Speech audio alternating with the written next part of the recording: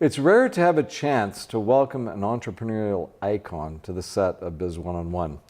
Peter Thomas, among his storied career, has authored 4 books and is the person who brought Century 21 real estate brand into Canada. He became recognized around the world for his commitment to value-based living.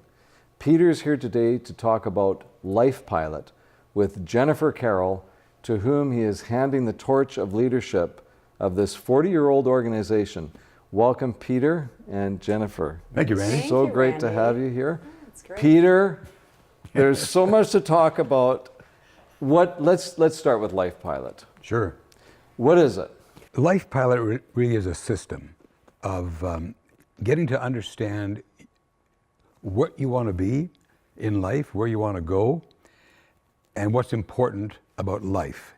So if you can understand that, the earlier the better, and it's based upon understanding what your values are. And hopefully when you take the LifePilot program, you'll be able to live your life in alignment with your values. And you have been doing this program for 40 years? Well, 1974 was when I first became aware of it. And you're bragging about being 80, and Jennifer, apparently he's not actually 80. No, the oldest living teenager right here, for sure. Energizer Bunny, yes, not 80 in any regard.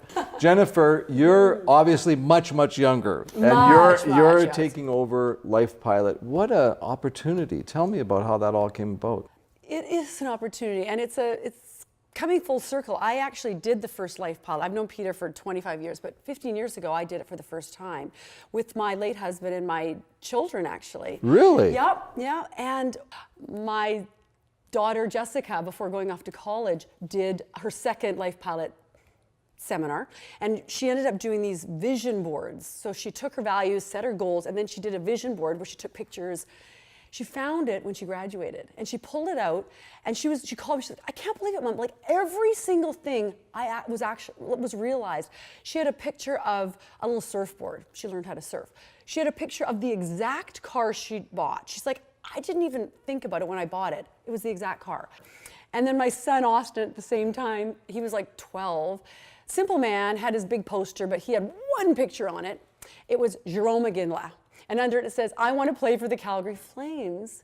And he was 12 years old, and now he's 6'4", 220, no teeth, and plays for the Stockton Heat and was signed by the Calgary Flames, and he's on their farm team. So this stuff unbelievable. manifests. And I recognize that you're wearing red in reference to Go the Calgary Flames! Flames. Yes.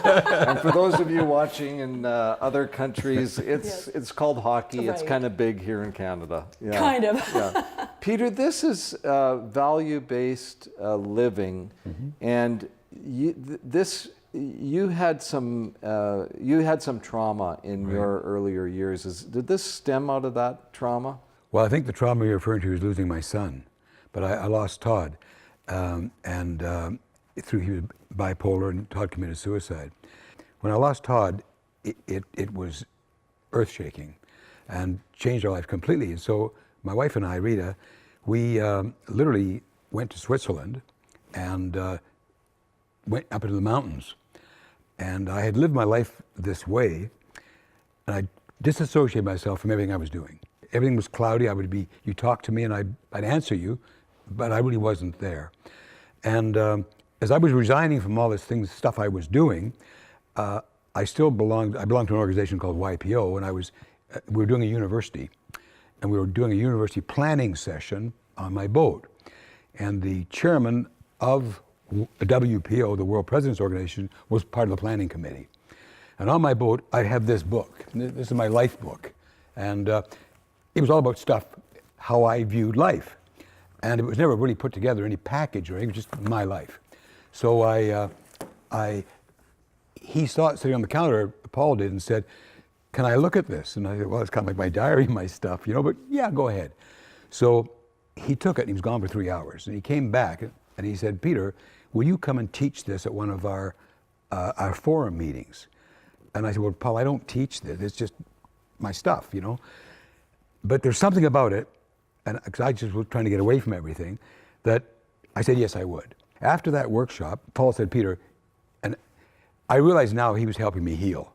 Right. This was all part of your mourning process. Correct. And I didn't realize that as much. And he said, Peter, you've got to get this going. You've got to teach this to the CEOs. We have thousands and thousands of CEOs all over the world. He said, you've got to teach this to them. Wow. And he said, you've got to put this in a sort of an order. So Reed and I then went back and we hired a PR firm, an advertising firm, and sat down with colors and organization and put it all together in what we have a 4-hour workshop. And we teach that workshop all over the world. And we went to Bahrain, we went to Paris, went to London, went to Hong Kong. And I really taught this program to billionaires and people who are just young and getting started, but all business people. So we did that literally for 7 years. And in that 7 years, I healed. Right. And I learned that, From the loss of your son. Correct. So I learned that if you live your life in alignment with your values, life gets easier. It's never easy to make values-based decisions, but it's better to do that every time you do it. Every time I have to make a decision about anything, my priorities always relate to my values. And Jennifer, you're now having the opportunity to pick up the ball and run with LifePilot.